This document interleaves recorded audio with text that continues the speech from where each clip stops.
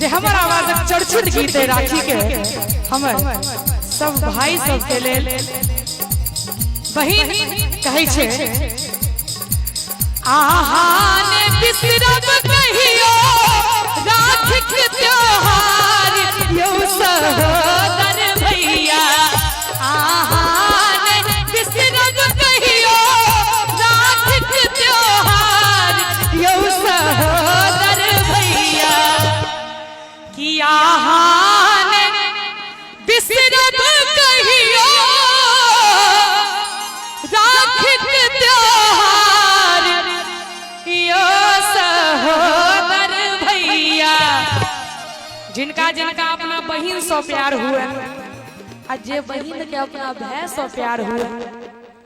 अपन भाई के लेल और अपना अपना बहन के लेल ताली बजा दियो सब गोटे।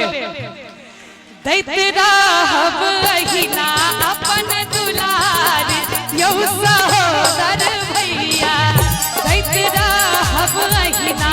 अपन दुलार यौ सहोदर भैया।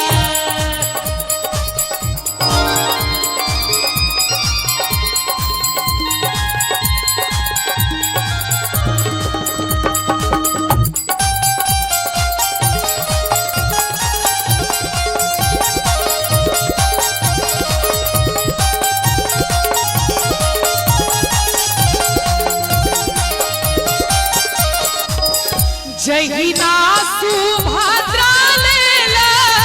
भेलखिन कन्हैया यौ सहोदर भैया